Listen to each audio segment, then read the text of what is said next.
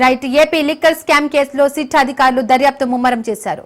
మిథున్ రెడ్డిని సిట్ అధికారులు కస్టడీకి కోరనున్నారు. ఇవాళ ఏసీబీ కోర్టులో పిటిషన్ దాఖలు చేయనున్నారు. 5 రోజుల కస్టడీకి ఇవ్వాలని కోర్టులో పిల్ వేయనున్నారు.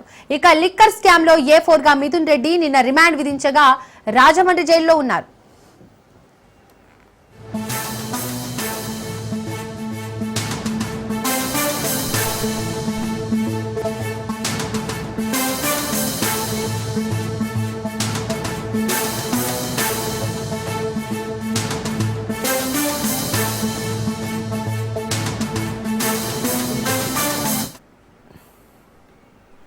ఏపీ లిక్కర్ స్కామ్ కేసులో సిట్ అధికారులు దర్యాప్తు ముమ్మరం చేశారు. మిథున్ రెడ్డిని సిట్ అధికారులు కస్టడీకి కోరనున్నారు. ఇవాళ ఏసీబీ కోర్టులో పిటిషన్ దాఖలు చేయనున్నారు. 5 రోజుల కస్టడీకి ఇవ్వాలని కోర్టులో పిల్ వేయనున్నారు. ఇక లిక్కర్ స్కామ్ లో A4 గా మిథున్ రెడ్డి నిన్న రిమాండ్ విధించగా రాజమండ్రి జైల్లో ఉన్నారు.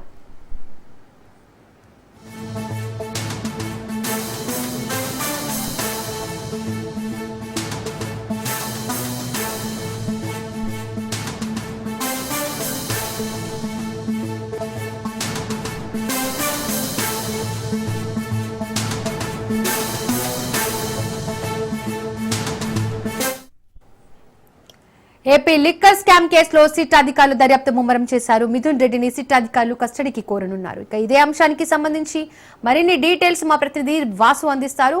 వాసు, లిక్కర్ కేసుకు సంబంధించి మిథున్ రెడ్డిని సిట్ అధికారులు కస్టడీకి కోరే అవకాశం ఉన్నట్టుగా తెలుస్తోంది. దీనికి సంబంధించి డీటెయిల్స్ ఏంటి? Thank you Deepika.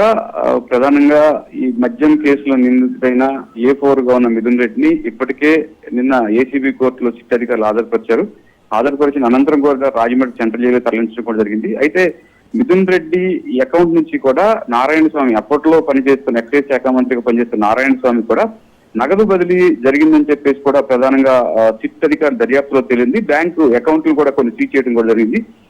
ఈ నేపథ్యంలోనే మిథున్ రెడ్డి వద్ద నుంచి కూడా మరింత సమాచారం రాబట్టేందుకు సమయం కావాల్సి ఉంది. అయితే మిథున్ రెడ్డిని అరెస్ట్ చేసి 24 గంటలు మ్యాండేటరీ ప్రకారం అరెస్ట్ చూపించాలి కనుక నిన్న అరెస్ట్ చూపించి నిన్న ఏసీబీ కోర్టులో హాజరుపరిచారు. ఏసీబీ కోర్టు 14 రోజుల పాటు రిమాండ్ విధించింది.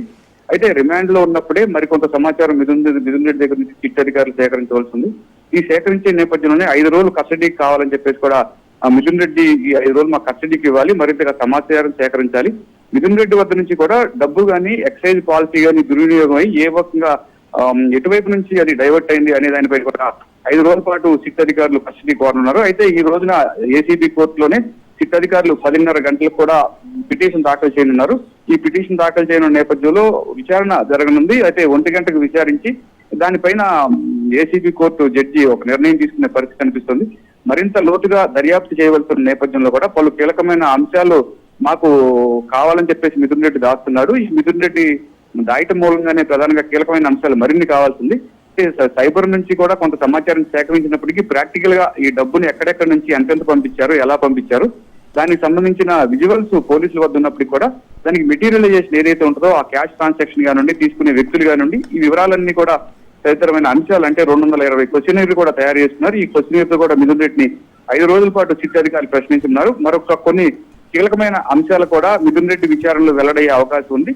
అయితే ఈ రోజు 1:30-2 గంటల తర్వాత కూడా వేసిన పిటిషన్ పైన న్యాయమూర్తి నిర్ణయం తీసుకుంటారు. ఈ నిర్ణయం తీసుకున్న అనంతరం అంటే 5 రోజులు కస్టడీకి ఇస్తారా, అదే 2 రోజులు కస్టడీకి ఇస్తారా అనేది మాత్రం న్యాయ నిర్ణయం పైన ఆధారపడి ఉంటుంది. ఆ నేపథ్యంలోనే సిట్ అధికారులు ఈ రోజు ఎట్టకేలకు మిథున్ రెడ్డిని అదుపులోకి తీసుకుని విచారించే అవకాశం మాత్రం కనిపిస్తుంది. ఈ విచారణ అనంతరం చాలా కీలకమైన విషయాలు వెల్లడయ్యే అవకాశం కూడా కనిపిస్తుంది. Right Vasu, thank you.